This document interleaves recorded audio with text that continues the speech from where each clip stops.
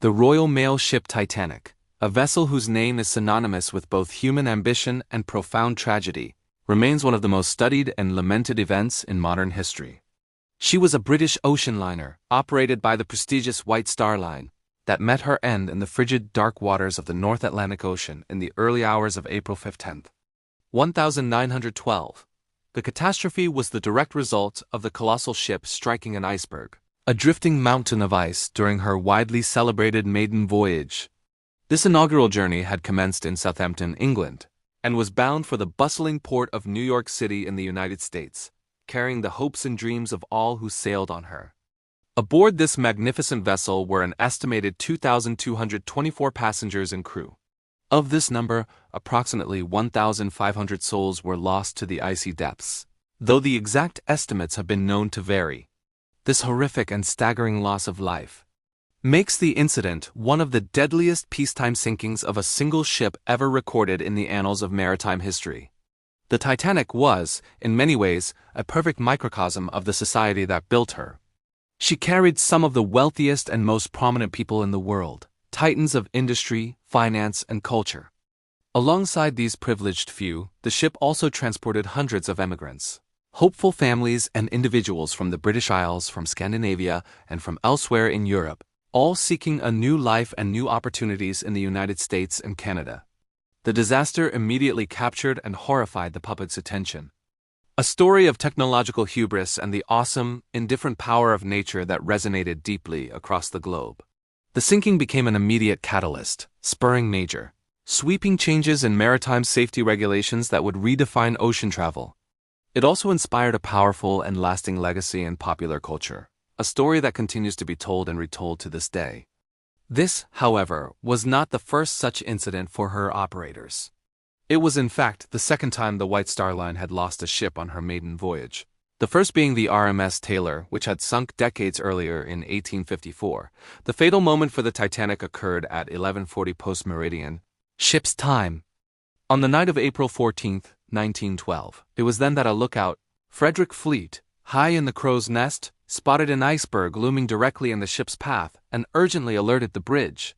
First Officer William Murdoch gave the order to steer the ship around the obstacle and for the great engines to be reversed. But it was tragically too late. The starboard side of the Titanic struck the iceberg, not with a single catastrophic crash, but with a glancing blow that created a series of holes and gashes below the waterline. The hull was not punctured in one large area, but was critically buckled and dented in such a way that the steel plates separated, allowing the sea to pour in. 5 of the ship's 16 watertight compartments were breached and heavily flooded, with a 6th compartment also compromised. It soon became terrifyingly clear to the ship's designers that the Titanic would sink, as the vessel's advanced design could not keep it afloat with more than 4 of these crucial compartments flooded. The ship began its slow, inevitable descent, bow first. The water, spilling from one full compartment into the next over the tops of the bulkheads, sealed the liner's fate as the ship's angle in the water grew ever steeper. Those aboard were tragically and woefully ill-prepared for such an emergency.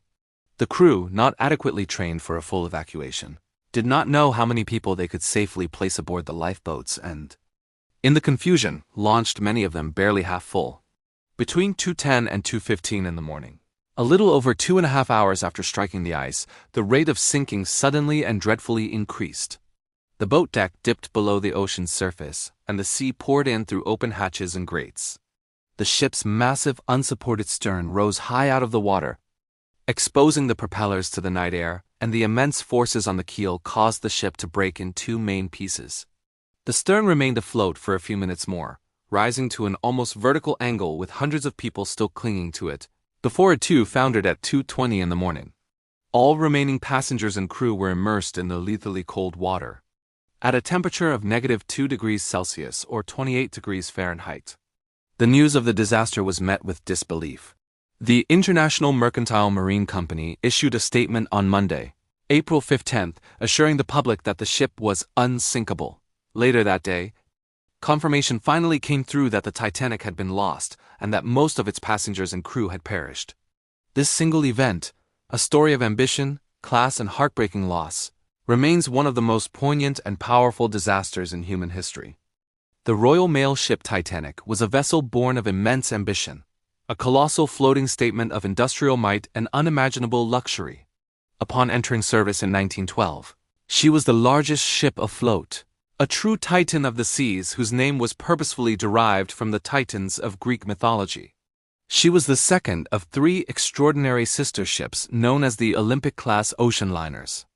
All conceived and built for the illustrious White Star Line, the lead vessel in this remarkable trio was the RMS Olympic, and the final ship in the class whose construction followed the Titanic's was the HMHS Britannic. These three ships were by far the largest and most opulent vessels in the White Star Line's entire fleet, which in 1912 comprised 29 steamers and tenders.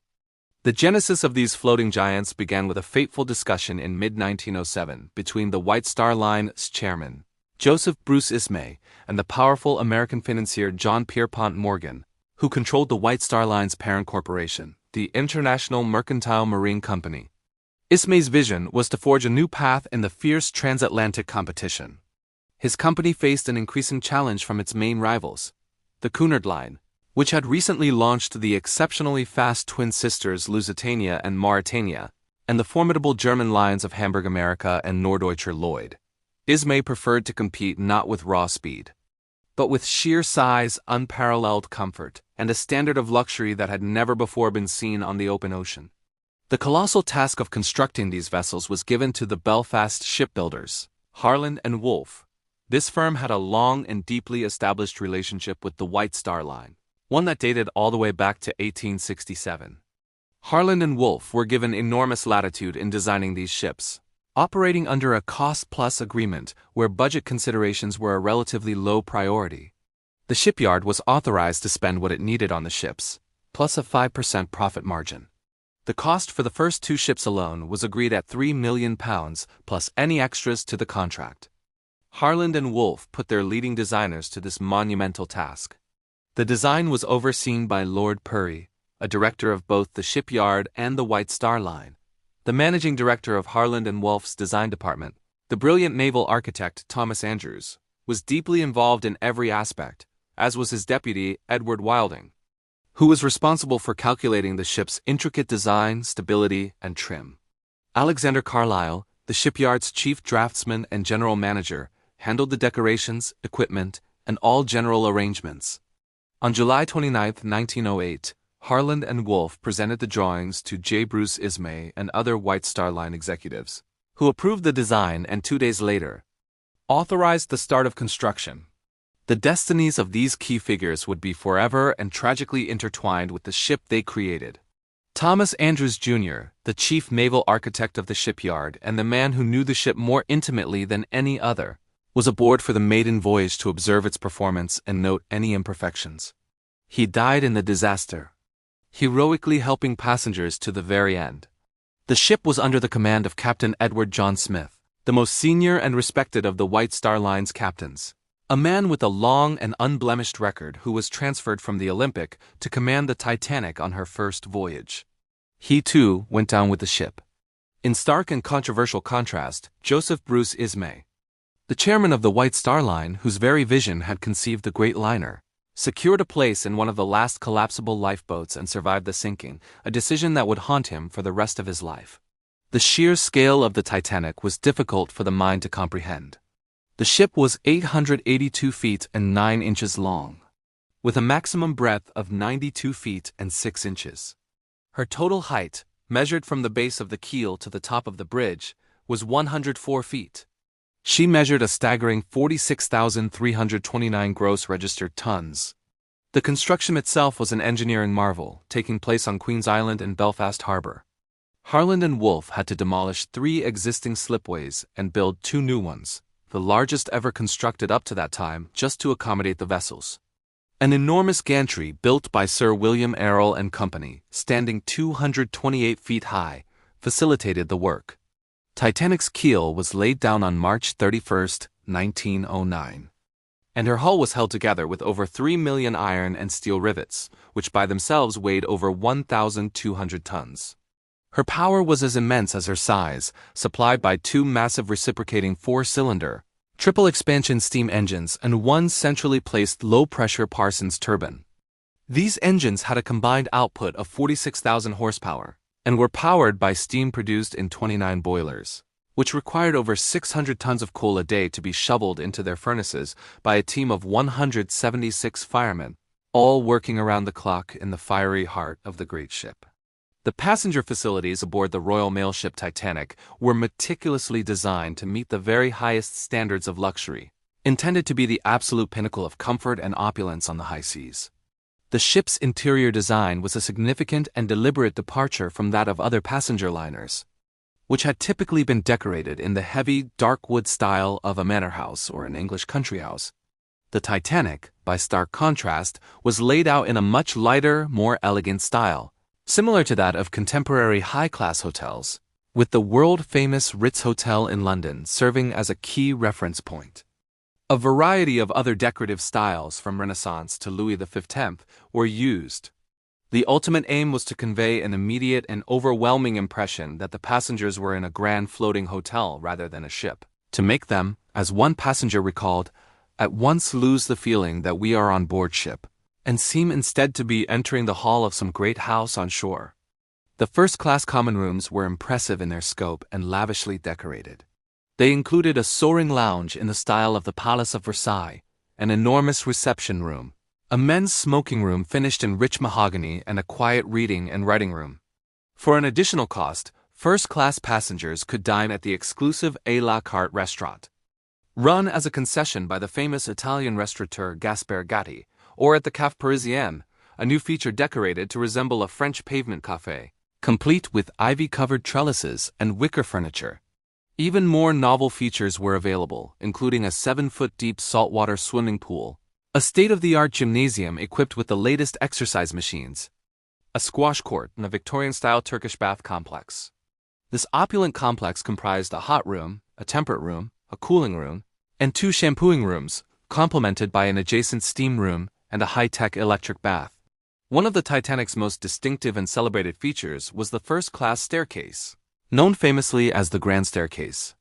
This magnificent structure was built of solid English oak with a sweeping, graceful curve, and it descended through 7 decks of the ship. It was capped with a spectacular dome of wrought iron and glass that admitted natural light, illuminating the entire stairwell. At the uppermost landing, passengers were greeted by a large carved wooden panel containing a clock, which was flanked by allegorical figures of honor and glory crowning time. This incredible luxury was matched by what were considered, in 1912, the most advanced safety features of the era. The interiors of the Olympic-class ships were subdivided into 16 primary compartments, which were divided by 15 transverse bulkheads that extended high above the waterline.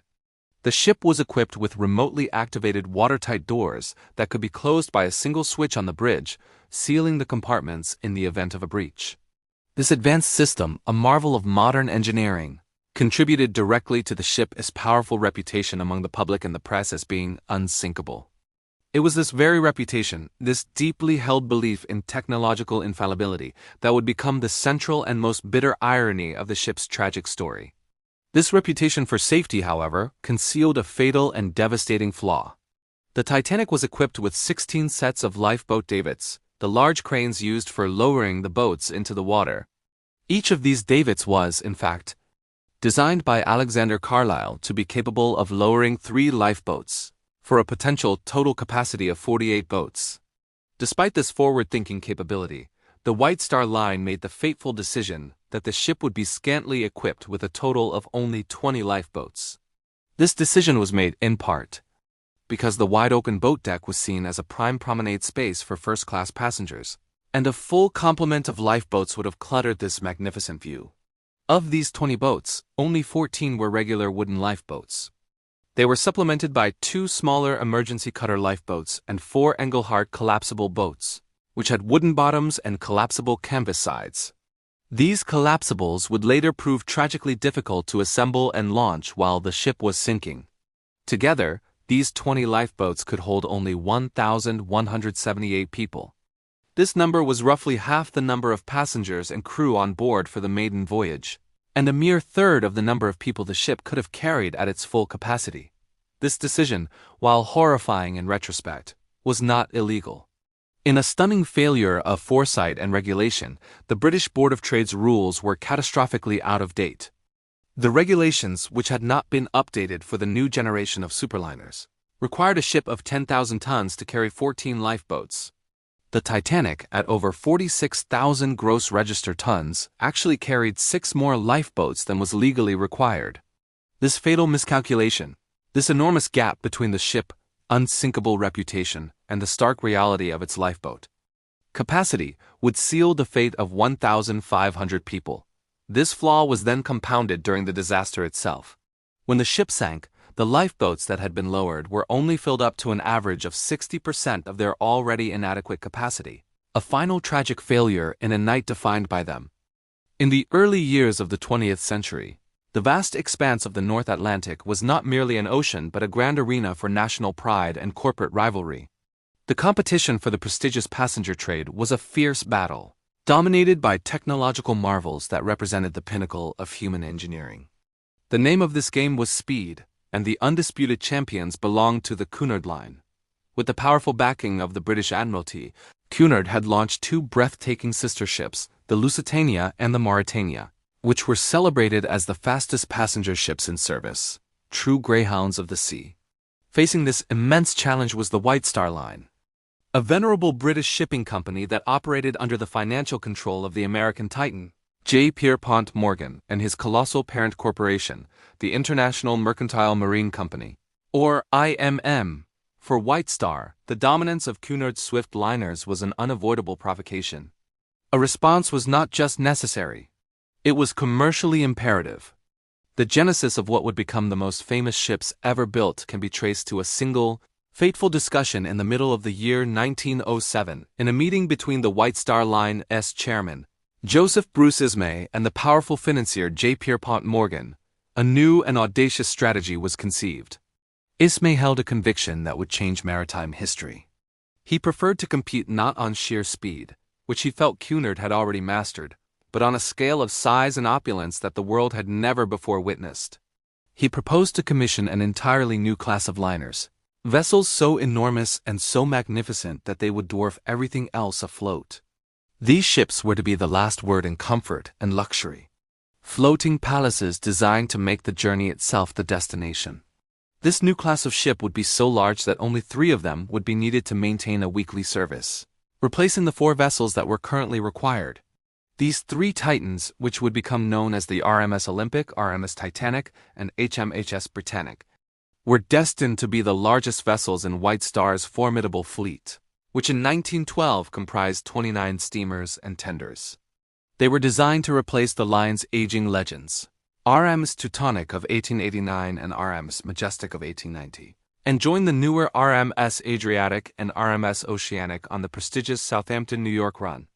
To build such behemoths, White Star turned to their long-established partners, the Belfast shipbuilder Harland and Wolff. This was a relationship built on deep trust. Dating all the way back to 1867, Harland and Wolff were given an almost unbelievable degree of latitude in designing these new ships. The usual approach was for a general concept to be sketched, which would then be turned into a final ship design. For the Olympic class, cost considerations were a remarkably low priority. The builders were authorized to spend whatever was needed to achieve this new vision of luxury, plus a 5% profit margin. An initial cost of £3 million, a staggering sum equivalent to approximately £370 million in modern money, was agreed upon for the first 2 ships, plus extras to contract and the usual 5% fee. Harland and Wolff assembled their leading designers for this monumental task. The entire design was overseen by Lord Purry, a director of both the shipyard and the White Star Line. The brilliant naval architect Thomas Andrews, the managing director of Harland and Wolff's design department, led the project. He was assisted by Edward Wilding, his deputy, who was responsible for the complex calculations of the ship's design, stability, and trim. Finally, there was Alexander Carlyle, the shipyard's chief draftsman and general manager. Carlyle's responsibilities covered the decorations, equipment, and all general arrangements, including the implementation of an efficient new design for the lifeboat davits. On the 29th of July in 1908, Harland and Wolff presented the drawings to J. Bruce Ismay and other White Star Line executives.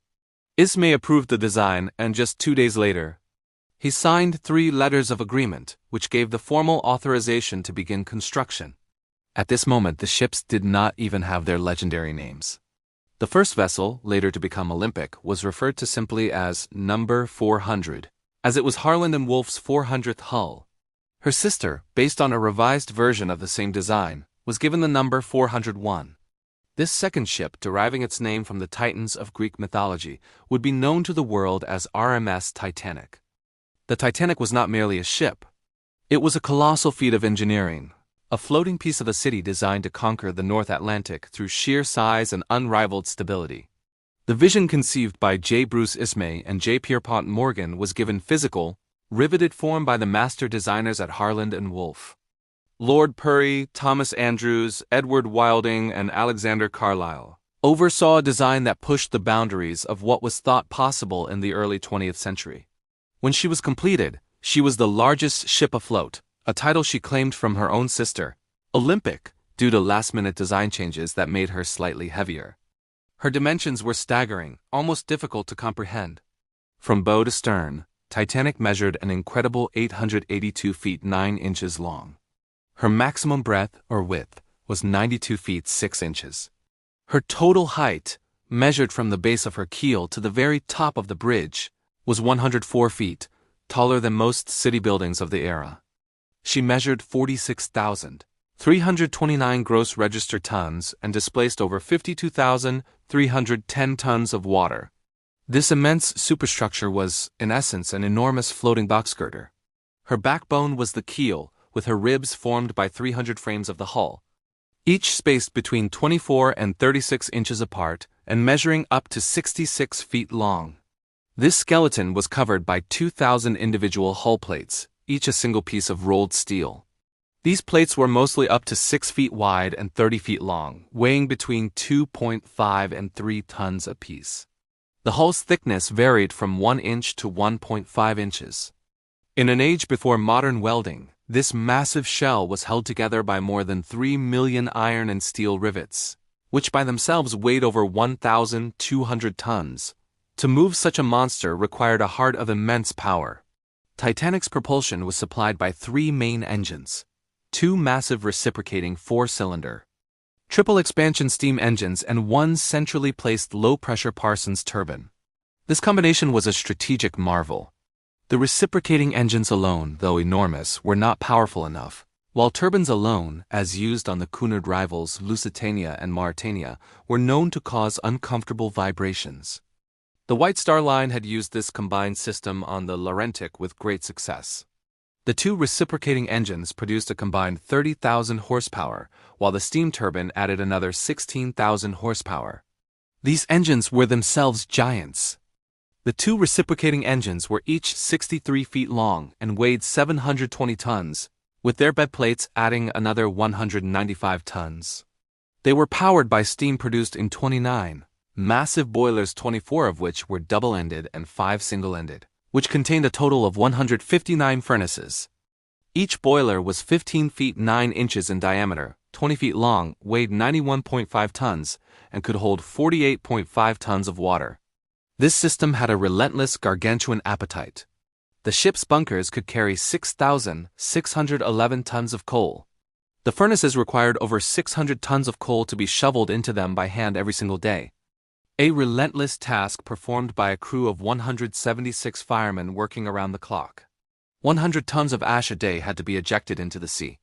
The engines drove 3 propellers. The 2 outer, or wing, propellers were the largest, each carrying 3 blades of manganese-bronze alloy, with a total diameter of 23.5 feet. The middle propeller, driven by the turbine, was slightly smaller at 17 feet in diameter. Guiding this behemoth was a rudder that was itself an engineering marvel. 78 feet 8 inches high and 15 feet 3 inches long, weighing over 100 tons. It was so large that it required 2 steam-powered steering engines to move it. Finally, standing above the decks as a crown were the 4 iconic funnels, painted in White Star buff with black tops.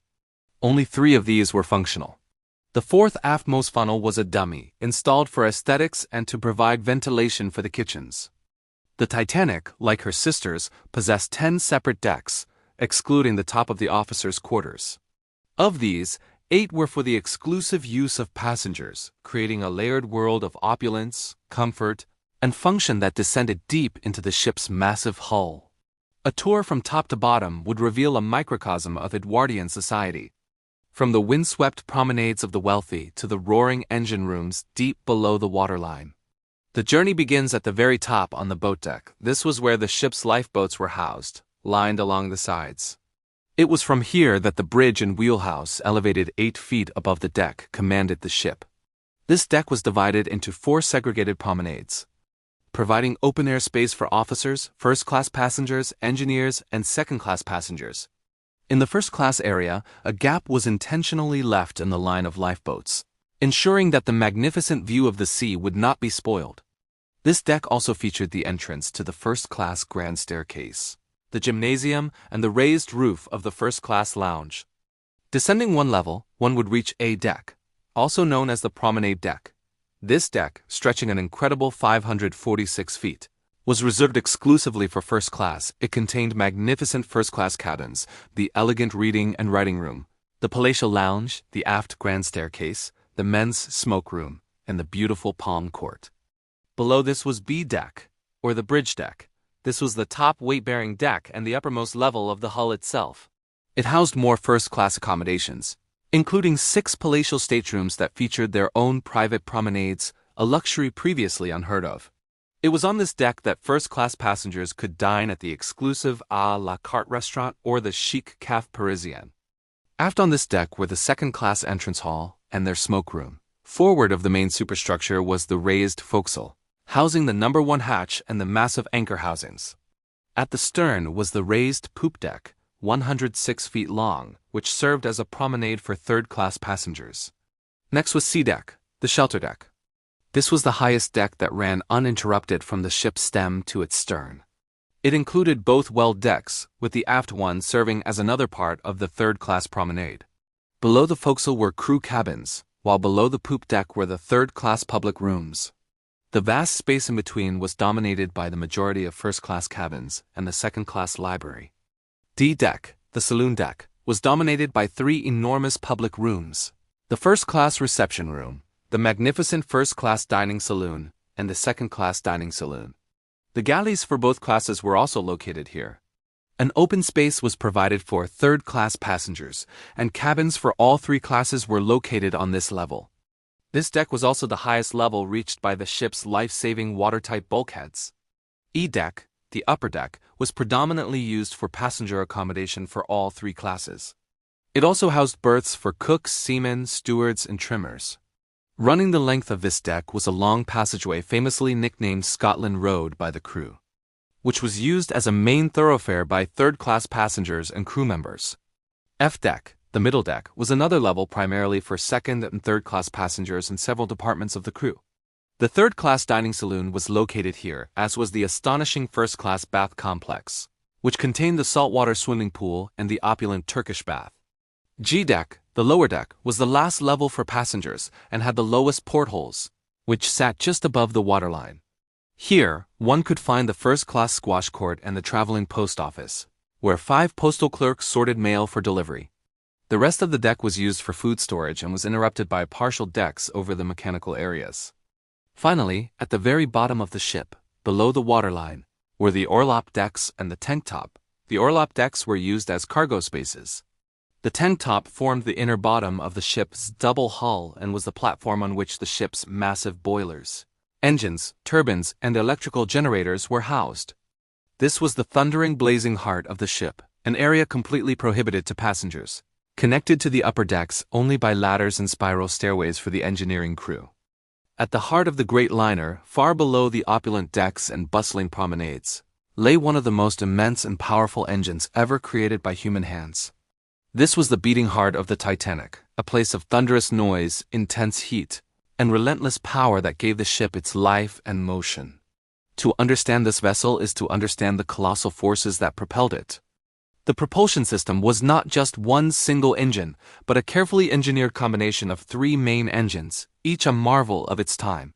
This system represented a brilliant synthesis of raw power and innovative efficiency. The ship's designers had used this same combination on an earlier liner, the Laurentic, where it had been a tremendous success. The challenge was that reciprocating engines, the traditional powerhouses of the day, were not by themselves powerful enough to propel a ship of the Olympic class at the speeds desired by the White Star Line. On the other hand, turbines, while sufficiently powerful, were known to cause uncomfortable vibrations, a problem that famously plagued the all-turbine Cunard liners Lusitania and Mauritania. The solution was a hybrid, a perfect blend of old and new. The primary engines were two enormous reciprocating four-cylinder triple-expansion steam engines. These colossal machines were located in their own vast engine room, each one stretching 63 feet long and weighing an astonishing 720 tons. Their massive bed plates alone contributed another 195 tons of weight. Together, these twin giants generated a combined output of 30,000 horsepower. But they did not work alone. They were paired with a third, more modern engine, a centrally placed low-pressure Parsons turbine. This turbine did not burn any fuel of its own. Instead, it ingeniously recycled the exhaust steam, the waste product, that billowed from the two reciprocating engines. This steam, still carrying immense energy, was fed into the turbine, which then generated an additional 16,000 horsepower. This system allowed the ship to reduce its fuel usage and increase its motive power, all while using the same amount of steam. From the turbine, the steam finally passed into a surface condenser, a device designed to increase the turbine's efficiency and, just as importantly, condense the steam back into water so it could be reused. A vital process for a long ocean voyage. Each of these three engines drove a massive propeller. The two outer, or wing, propellers were driven by the reciprocating engines. They were the largest, each carrying three blades forged from a manganese-bronze alloy, with a total diameter of 23.5 feet. The middle propeller, driven by the turbine, was slightly smaller at 17 feet in diameter. This central propeller had a unique limitation. It could be stopped, but it could not be reversed, a design detail that would later be scrutinized in great detail. The steam that fed this incredible system was produced in a series of 6 massive boiler rooms. These rooms contained a total of 29 enormous boilers. 24 of these were double-ended, and 5 were single-ended, and they contained a staggering total of 159 furnaces. Each boiler was a steel behemoth in its own right, measuring 15 feet 9 inches in diameter and 20 feet long. Each one weighed 91.5 tons and could hold 48.5 tons of water. This entire system was fueled by burning coal, which was stored in vast bunkers capable of holding 6,611 tons, with another 1,092 tons in a reserve hold. To power the ship across the Atlantic, the furnaces demanded over 600 tons of coal every single day. This relentless hunger for fuel required the services of 176 firemen, working around the clock in grueling conditions. Their work was relentless, dirty, and incredibly dangerous, shoveling coal by hand into the roaring mouths of the furnaces. For every day of the voyage, 100 tons of ash had to be manually ejected from the ship into the sea. The Titanic's electrical plant, located aft of the turbine engine, was itself a wonder, capable of producing more power than an average city power station of the time. It consisted of 4 400-kilowatt steam-driven electric generators, which provided all the primary electrical power to the ship, plus 2 30-kilowatt auxiliary generators kept in reserve for emergency use. Their location in the stern meant they would, miraculously, remain operational until the ship's final, desperate minutes. The ship's technology extended to its maneuverability, which was governed by a rudder of truly monumental scale. The rudder stood 78 feet 8 inches high and was 15 feet 3 inches long. Weighing over 100 tons, it was so massive that no human could move it alone. It required its own steering engines to be turned. 2 steam-powered steering engines were installed, though only one was ever used at any given time, with the other kept in reserve. These engines were connected to the tiller through stiff springs, a clever design intended to isolate the engines from the violent shocks of heavy seas or fast changes of direction. As a final, desperate resort, the tiller could also be moved by ropes connected to 2 steam capstans, the same powerful winches used to raise and lower the ship's 5 massive anchors. This intricate, powerful, and complex web of machinery, from the thundering engines to the silent rudder, was the true source of the Titanic's majesty, a testament to the industrial power of a world that believed it had finally conquered the sea. Among all the features of the Titanic, one structure has become the most iconic, a symbol of the ship's luxury and its tragic end: the first-class grand staircase. This was not merely a way to move between decks. It was a masterpiece of craftsmanship and design, intended to be the first and most breathtaking sight for passengers entering the ship. Known as either the Grand Staircase or the Grand Stairway, this magnificent structure was built of solid English oak with a sweeping, graceful curve. It descended through 7 of the ship's decks, beginning in the light-filled atrium of the boat deck and continuing all the way down to E deck, before terminating in a simplified single flight on F deck. Crowning the entire stairwell was an enormous dome of wrought iron and glass. This dome was not just decorative. It was a brilliant piece of architecture designed to flood the staircase with natural light during the day, making the polished oak and gilded fixtures sparkle. Each landing off the staircase was itself an event, giving access to ornate entrance halls that were paneled in the classical William and Mary style. These halls were lit by elaborate ormolu and crystal light fixtures that glowed warmly in the evenings. At the uppermost landing, the one most famously photographed, stood a large, intricately carved wooden panel. Set into the center of this panel was a clock, flanked by 2 allegorical figures carved in relief, known as Honor and Glory Crowning Time. This staircase was the true heart of the ship's first-class section, a place for passengers to see and be seen. Tragically, this masterpiece of woodwork was completely destroyed during the sinking, leaving behind a gaping void in the wreck that modern explorers have used to access the ship's lower, mud-filled decks. This staircase was the gateway to a world of amenities that rivaled the finest resorts on land. Close by on the boat deck was the ship's gymnasium, a room equipped with the very latest exercise machines of the era, including electric camels, electric horses, and rowing machines. For those seeking relaxation, the ship offered an incredible 7-foot-deep saltwater swimming pool, a true novelty for 1912, but perhaps the most luxurious of all the ship's features was the Victorian-style Turkish bath complex, located on F deck. This was not a single room, but an opulent suite decorated in a stunning Moorish style with gleaming tiles and gilded fixtures. It comprised a series of rooms for a full restorative treatment: a hot room, a warm or temperate room, a cooling room, and 2 shampooing or massage rooms. To complement this, the complex also featured a steam room and a high-tech electric bath, a device where a person could sit in a cabinet of light bulbs to receive heat therapy. The ship's dining facilities were equally diverse and impressive, designed to cater to every taste. The grandest was the first-class dining saloon on D-deck, designed by Charles Fitzroy Dall. This was the largest room afloat, stretching 114 feet long and 92 feet wide, and it could seat almost 600 passengers at a time in unparalleled comfort. For those desiring an even more exclusive experience, there was the A la carte restaurant on B-deck. This was a smaller, more intimate space, run as a private concession by the celebrated Italian chef Gaspar Gatti. Here, passengers could order the finest French haute cuisine for an extra charge, dining in a luxurious room modeled after the Ritz Hotel. As an annex to this restaurant, the ship featured the charming Café Parisien, a light and airy room meant to evoke a French pavement café, complete with trellis work covered in ivy and casual wicker furniture. Each of these spaces, from the awe-inspiring staircase to the intimate café, was designed with one purpose: to envelop the passenger in a world of such complete luxury and comfort that they would forget they were in the middle of the North Atlantic, floating on the greatest moving object ever built by man. The Titanic was conceived as more than a simple passenger liner. She was a multifaceted marvel of the industrial age, a floating piece of a nation's infrastructure. Her official designation, Royal Mail Ship, or RMS, was not merely a title but a serious contractual obligation. Deep within her hull, Titanic housed a dedicated sea post office on G-deck, a bustling hub of activity. This facility was manned by 5 diligent postal clerks, 3 Americans and 2 Britons, who labored for 13 hours a day, 7 days a week. In this floating sorting office, they processed an astonishing 60,000 items daily, ensuring that letters and parcels would be ready for delivery the moment the ship docked. The sheer volume of this operation was immense.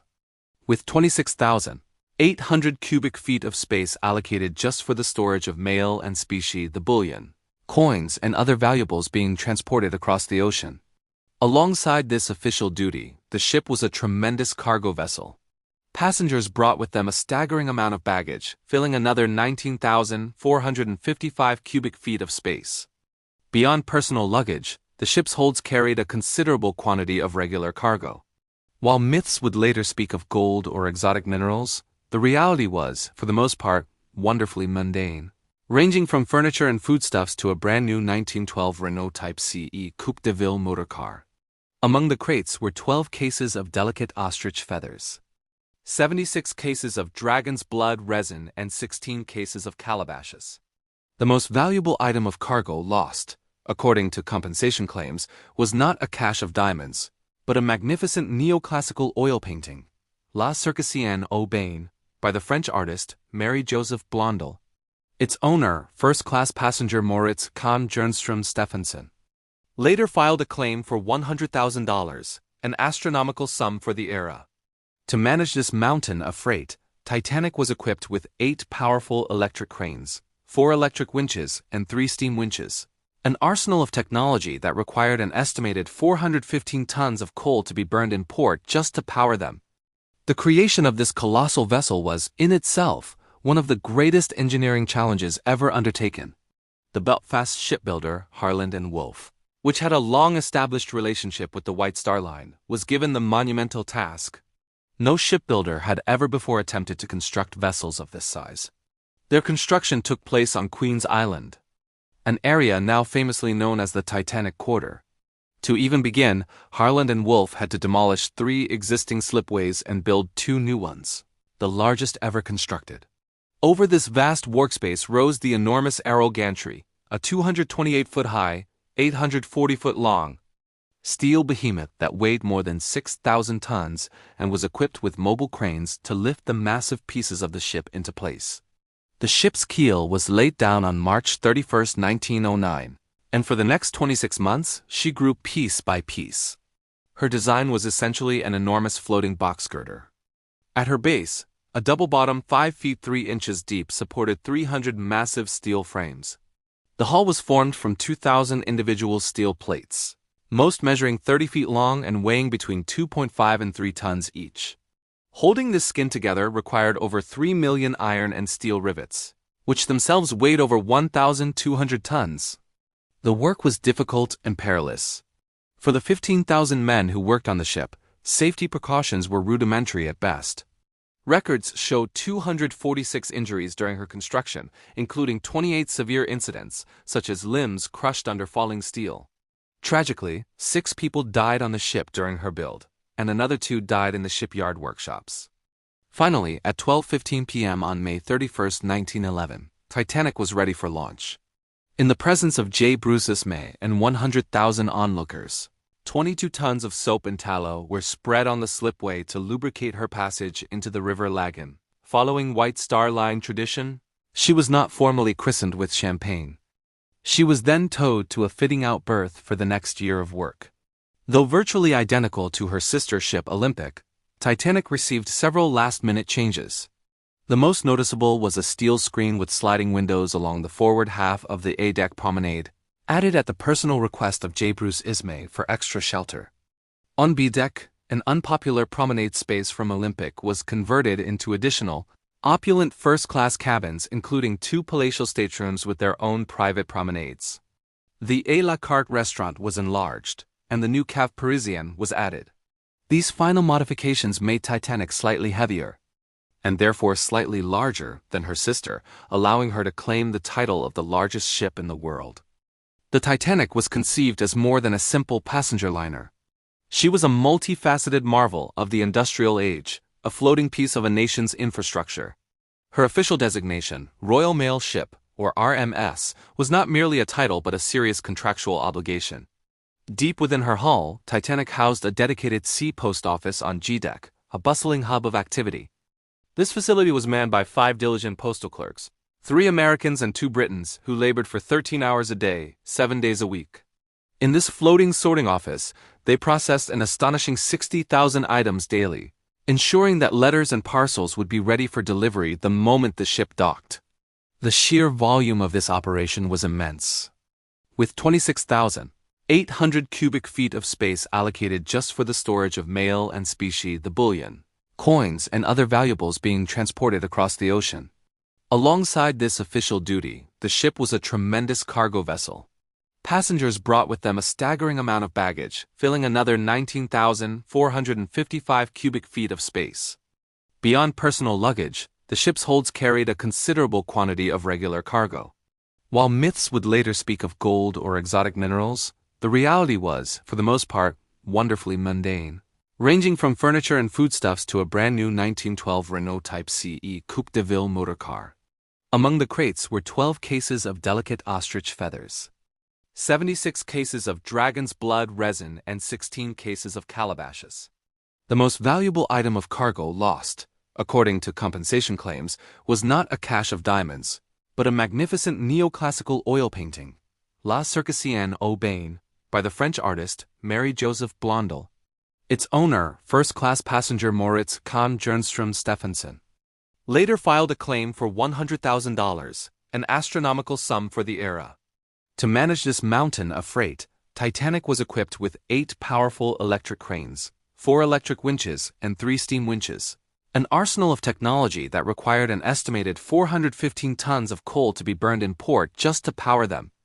The creation of this colossal vessel was, in itself, one of the greatest engineering challenges ever undertaken. The Belfast shipbuilder Harland and Wolff, which had a long-established relationship with the White Star Line, was given the monumental task. No shipbuilder had ever before attempted to construct vessels of this size. Their construction took place on Queen's Island, an area now famously known as the Titanic Quarter. To even begin, Harland and Wolff had to demolish 3 existing slipways and build 2 new ones, the largest ever constructed. Over this vast workspace rose the enormous Arrow gantry, a 228-foot-high, 840-foot-long steel behemoth that weighed more than 6,000 tons and was equipped with mobile cranes to lift the massive pieces of the ship into place. The ship's keel was laid down on March 31, 1909, and for the next 26 months, she grew piece by piece. Her design was essentially an enormous floating box girder. At her base, a double-bottom 5 feet 3 inches deep supported 300 massive steel frames. The hull was formed from 2,000 individual steel plates, most measuring 30 feet long and weighing between 2.5 and 3 tons each. Holding this skin together required over 3 million iron and steel rivets, which themselves weighed over 1,200 tons. The work was difficult and perilous. For the 15,000 men who worked on the ship, safety precautions were rudimentary at best. Records show 246 injuries during her construction, including 28 severe incidents, such as limbs crushed under falling steel. Tragically, 6 people died on the ship during her build, and another 2 died in the shipyard workshops. Finally, at 12:15 p.m. on May 31, 1911, Titanic was ready for launch.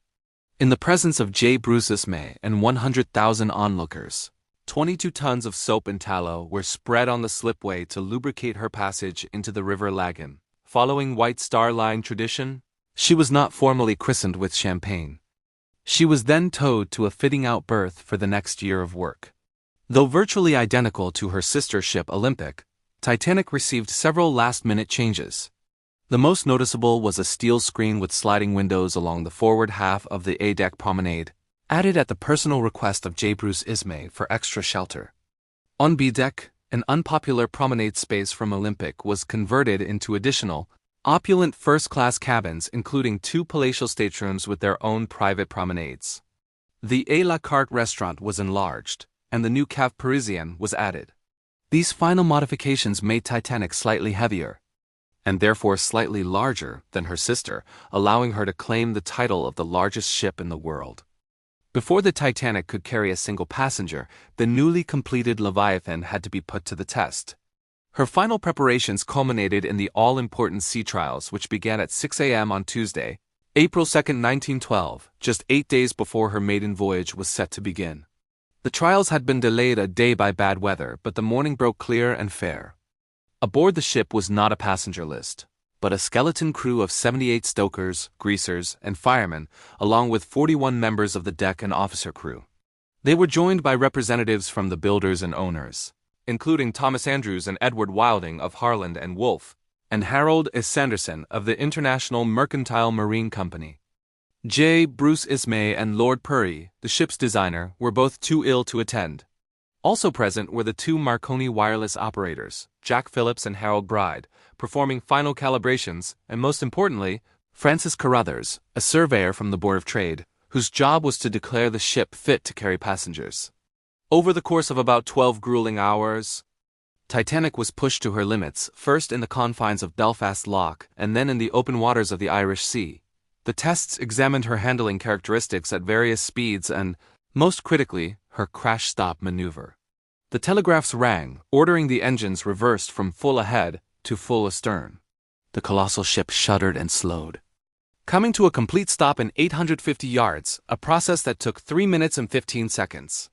She covered a total distance of about 80 nautical miles, averaging 18 knots and proving she could reach a maximum speed of just under 21 knots. At around 7 p.m., the trials were complete. The surveyor, satisfied, signed the Agreement and Account of Voyages and Crew, a document valid for 12 months that officially declared the Titanic seaworthy. An hour later, she departed Belfast for the last time, beginning her 570 nautical mile journey to Southampton, where she arrived just after midnight on April 4, 1912, ready to meet her crew. The ship required an immense human workforce, a veritable army of about 885 crew members for her maiden voyage. Unlike modern vessels, Titanic did not have a permanent crew. The vast majority were casual workers hired for a single voyage who only came aboard a few hours before sailing. The process of signing them up had begun on March 23, 1912. To command this crew, the White Star Line transferred its most senior and esteemed captain, Edward John Smith, from Titanic's sister ship, the Olympic. This move caused a ripple effect in the command structure. Henry Tingle Weald also came from Olympic to serve as chief mate. This meant Titanic's previously designated chief mate, William McMaster Murdoch, was downgraded to first officer, and First Officer Charles Lydeler was downgraded to second. The ship's original second officer, David Blair, was dropped from the voyage entirely. The crew was divided into 3 principal departments, each a critical part of the ship's function. The smallest was the deck department, with 66 crew members responsible for navigation and the physical sailing of the ship. The largest was the victualling department, with 494 staff. This was the floating hotel's small army of stewards, stewardesses, bakers, chefs, butchers, dishwashers, and waiters. Finally, the engine department consisted of 325 men. These were the engineers, firemen, and stokers, the forgotten heroes who toiled in the ship's fiery heart, shoveling over 600 tons of coal a day to power the engines. Over 97% of the entire crew was male. Just 23 women served on board, almost all of them as stewardesses for the first and second class passengers. Most of the crew, 699 in all, signed on in Southampton on April 6, 1912, and 40% of the total crew were natives of that town.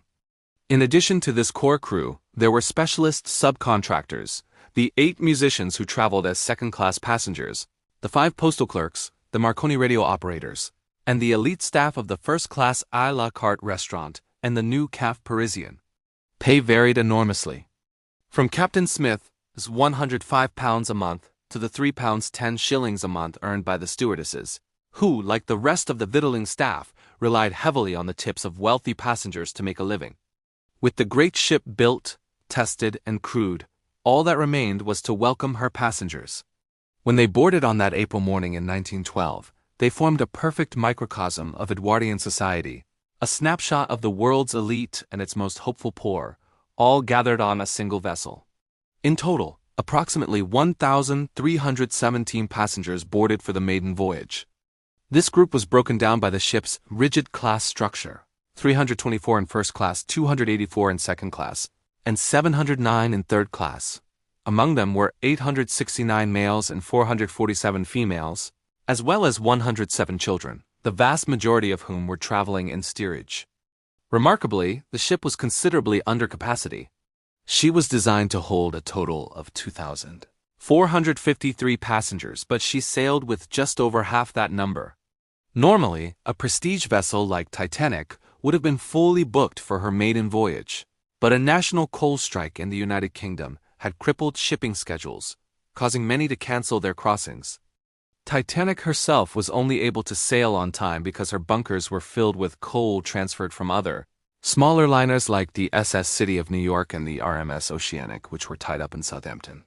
The passenger list for first class read like a who of the wealthiest and most powerful people in the world. Among them was the American millionaire John Jacob Astor IV, the wealthiest man on board, who was traveling with his young, pregnant wife, Madeline Force Astor. There was the industrialist Benjamin Guggenheim, the painter and sculptor Francis Davis Millet, and the co-owner of Macy's department store, Isidor Straus, who traveled with his wife, Ida. The ship also carried the resilient millionaire Margaret Molly Brown, who would earn her fame in the hours to come, Sir Cosmo Duff Gordon and his wife, the fashion designer Lucy Lady Duff Gordon, the writer and historian Archibald Gracie, cricketer and businessman John B. Thayer with his wife and son, and George Dunton Widener with his wife and son. The Countess of Rothes Newell Leslie was aboard, as were Mr. and Mrs. Charles M. Hayes, Mr. and Mrs. Hunrys Harper, and Mr. and Mrs. Walter D. Douglas. The list of the famous and wealthy continued. Author Jacques Futrelle, silent film actress Dorothy Gibson, journalist William Thomas Stead, and tennis players Carl Bear and Dick Williams. J.P. Morgan, the ship's ultimate owner, had been scheduled to be on the voyage but cancelled at the last minute. However, two of the most important men involved in the ship's creation were aboard. The White Star Line's managing director J. Bruce Ismay and the ship's designer Thomas Andrews, who was traveling to observe the ship's performance and note any imperfections. Fares for this journey varied as widely as the passengers themselves. A third-class ticket cost £7 5 shillings, while the cheapest first-class fare was £23. The most expensive first-class suites on the ship, however, cost a staggering £870 for a high-season crossing. The boarding process began at 9:30 a.m. on Wednesday, April 10, 1912, when the special boat train from London Waterloo arrived at the Southampton docks. The large number of third-class passengers boarded first, where they were subjected to a medical inspection to check for ailments that might see them refused entry to the United States. First and second-class passengers followed, with first-class guests being personally greeted by Captain Smith. In all, 920 passengers boarded at Southampton. From there, the ship traveled to Cherbourg, France, where, using the tenders Traffic and Nomadic, another 274 passengers came aboard, including 142 in first class. 24 passengers disembarked, having only booked a cross-channel passage. The next morning, on April 11, 1912, Titanic arrived in Queenstown, Ireland. Here, another 123 passengers boarded, almost all of them in third class, hopeful emigrants seeking a new life. Among them was Frances Brown, a Jesuit trainee whose photographs would become the last ever taken of the ship. At 1:30 p.m., with her passengers and cargo secure, the Titanic weighed anchor for the last time and turned her bow toward the open Atlantic. The story of the Royal Mail ship Titanic is one of the most remarkable and fascinating in maritime history, beginning not with its end but with its celebrated maiden voyage. This journey was intended to be the first of many transatlantic crossings for the new liner, a testament to a new era of human engineering and floating luxury. Although the magnificent vessel registered Liverpool as its home port, a long-held tradition for the White Star Line, its operational life would begin from Southampton on the south coast of England. This location had become the chosen heart of White Star's express service, selected for its many strategic advantages. Its proximity to London was a primary benefit, but it also provided a direct and easy path across the English Channel, allowing ships to make a crucial port of call in Cherbourg, France, to collect clientele from continental Europe. The ship was brought to the deep water dock at Southampton, then known as the White Star Dock, a new facility at berth 44 that had been specially constructed to accommodate the enormous new Olympic-class liners, and had only opened in 1911, before the first passengers could arrive. The ship required its own vast unseen population. Titanic carried approximately 885 crew members for its first voyage. Like other vessels of its time, it did not have a permanent crew. The vast majority were casual workers, men who only came aboard the ship a few hours before it was set to sail. Captain Edward John Smith, the most senior and respected of the White Star Line's captains, was transferred from the Olympic to take command. This move resulted in a shuffling of the senior ranks. William McMaster Murdoch and Charles Littler were downgraded from their designated posts to first and second officer, respectively. The crew itself was divided into three principal departments, each a vital part of the ship's operation. The deck department comprised 66 crew, the engine department held 325, and the victualling, or service, department was the largest by far with 494. The vast majority of these men were not seamen in the traditional sense, but were engineers, firemen, or stokers, responsible for the ship's colossal power plant, or stewards and galley staff responsible for the passengers. Of the 699 crew members who signed on in Southampton, 40% were natives of the town, tying the ship's fate inextricably to the city. On Wednesday, April 10, 1912, the great vessel was ready. Following the embarkation of the crew, the passengers began to arrive at 9:30 a.m. When the London and South Western Railway's boat train from London Waterloo reached the quayside, the large number of third-class passengers, numbering 494 at this stop, meant they were the first to board. They were guided to their accommodations after a medical inspection for ailments and physical impairments that might lead to their being refused entry to the United States. First and second-class passengers followed, with first-class passengers being personally greeted by Captain Smith. In all, 920 passengers boarded Titanic at Southampton, 179 in first class, 247 in second class, and the 494 in third class. The ship was, surprisingly, considerably under capacity for its maiden voyage. A national coal strike in the United Kingdom had caused massive disruptions to shipping schedules, causing many to cancel their crossings. Titanic was able to sail on its scheduled date only because precious coal was transferred from other vessels tied up nearby, including the SS City of New York and the sister ship RMS Oceanic. The maiden voyage began at noon, as scheduled. An accident was narrowly averted only moments later in an event that seemed a dark omen. As Titanic passed the moored liner's S City of New York and Oceanic, its immense displacement created a bulge of water that lifted the smaller ships before dropping them into a trough. New York's mooring cables could not withstand the sudden, immense strain and snapped, swinging the ship around stern first, directly towards Titanic. A nearby tugboat, the Vulcan, raced to take the New York under tow, while Captain Smith ordered Titanic's engines full astern.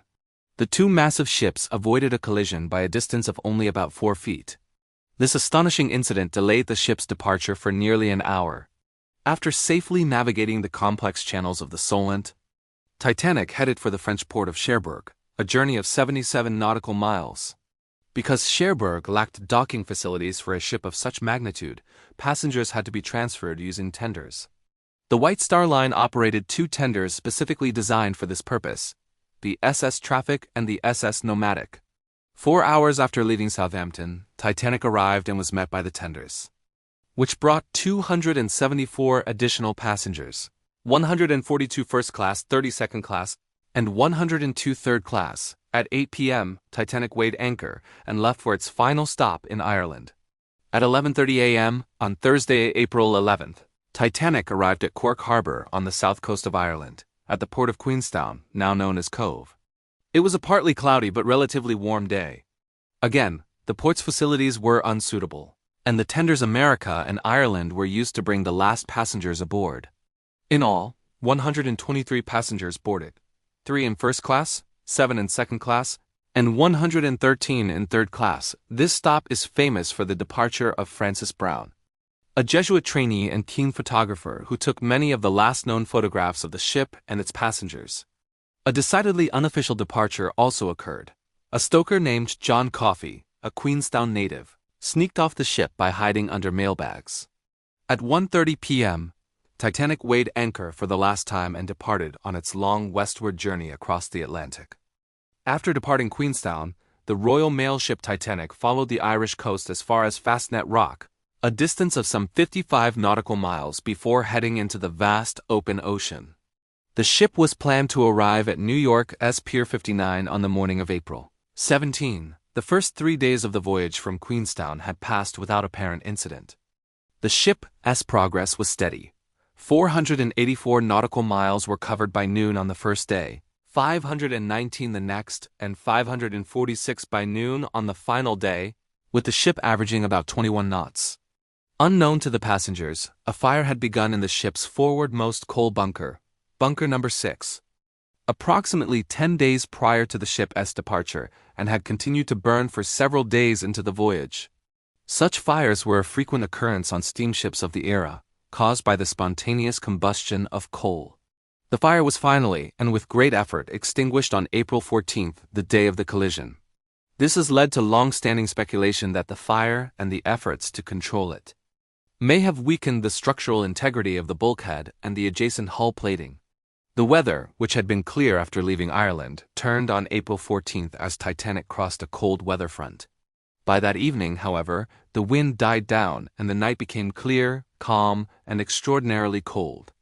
Throughout the day, Titanic received a series of warnings from other ships, including a critical one from the Mesaba, reporting large fields of drifting ice in the area of the Grand Banks of Newfoundland. Despite these repeated alerts, Captain Edward John Smith ignored them and gave no order to reduce speed. This decision, while shocking in hindsight, was standard practice at the time.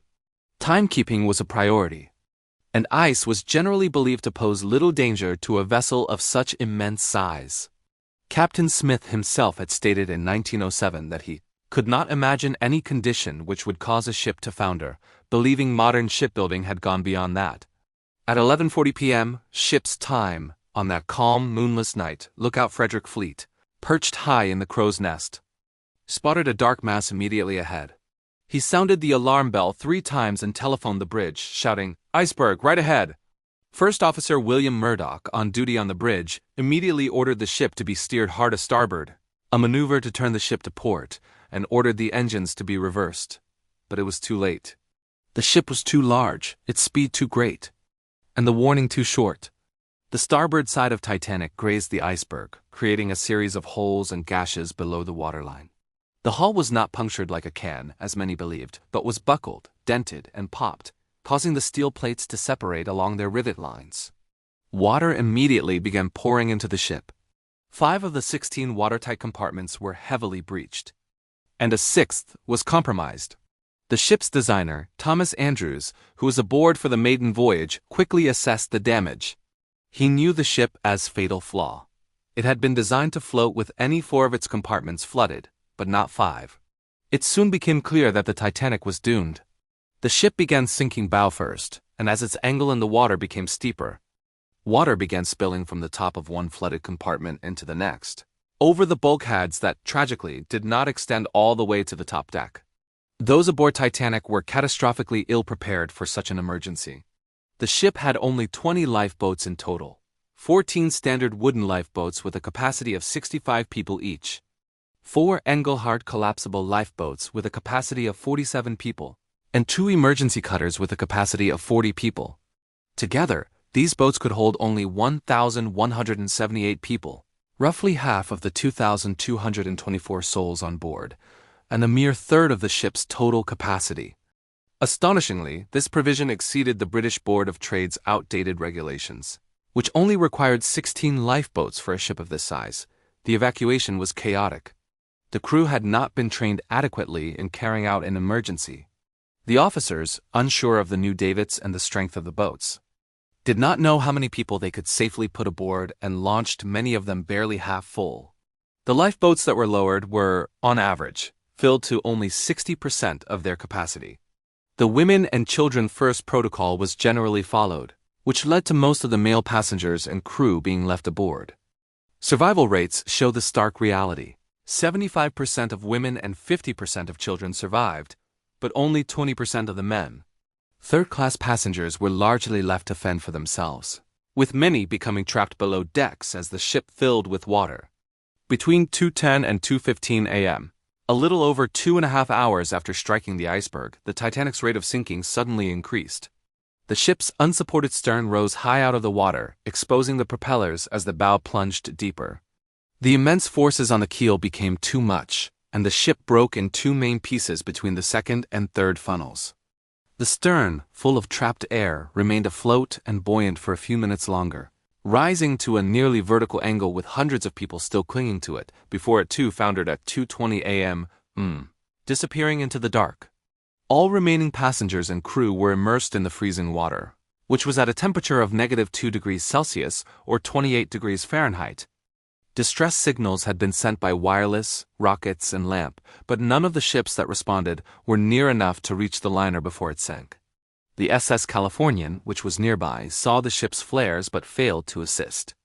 Around 4 a.m., the RMS Carpathia finally arrived on the scene, beginning the rescue of those who had made it into the lifeboats.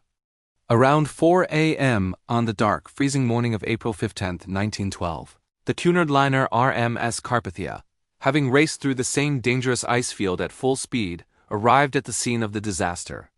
Over the next few hours, its crew rescued the 710 survivors from Titanic's 20 lifeboats. It took 3 days for the Carpathia to reach New York, its journey slowed by ice and fog.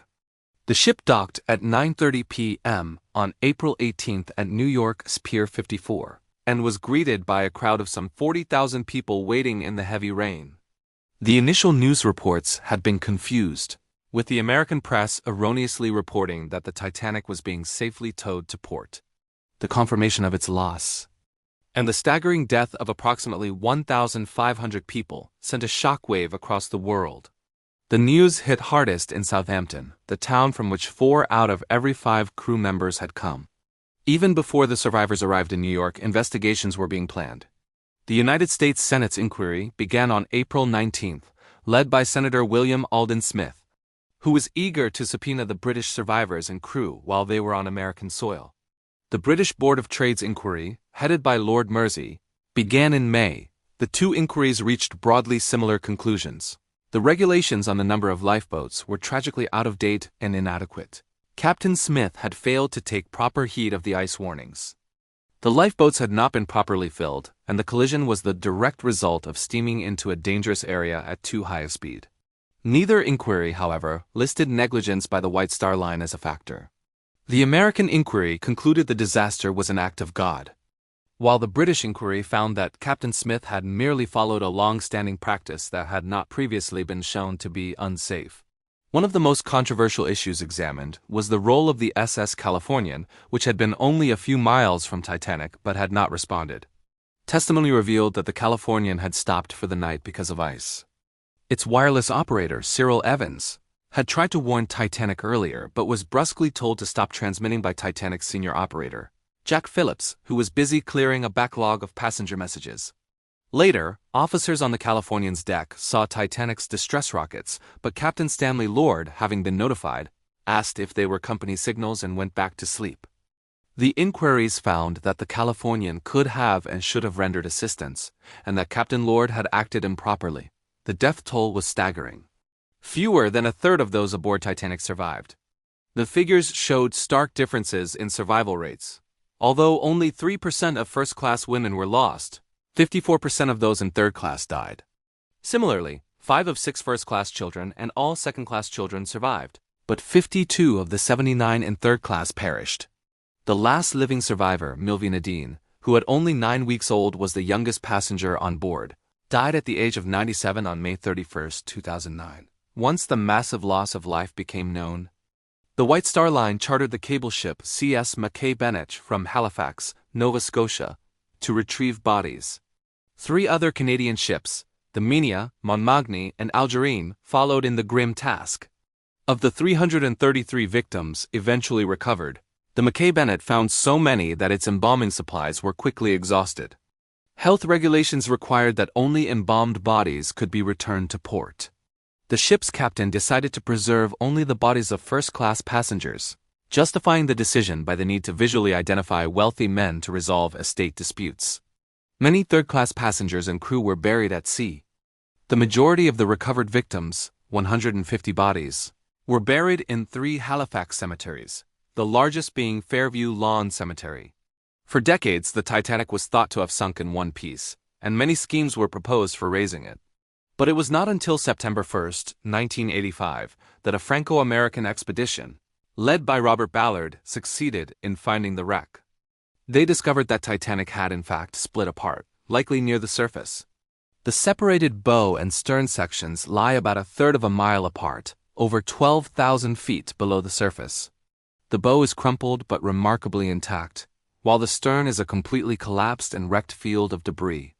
The two sections are surrounded by a vast debris field measuring approximately 5 by 3 miles, containing hundreds of thousands of items. The only sign that bodies once lay there are the pairs of shoes and boots, left behind after sea creatures and bacteria consumed everything else. The disaster's lasting legacy was a revolution in maritime safety. The tragedy led directly to the first International Convention for the Safety of Life at Sea, SOLAS, in 1914, which mandated that all ships carry enough lifeboats for every person on board. The United States passed the Radio Act of 1912, requiring radio communications on passenger ships to be operated 24 hours a day. And the International Ice Patrol was formed, an agency that to this day monitors the North Atlantic for icebergs, ensuring that no ship would ever again meet Titanic's fate. Culturally, the story has inspired countless works, from the 1958 film A Night to Remember to James Cameron's 1997 blockbuster Titanic. In 2012, on the 100th anniversary of the sinking, the magnificent Titanic Belfast visitor attraction was opened on the very site of the shipyard where the great, tragic ship was built.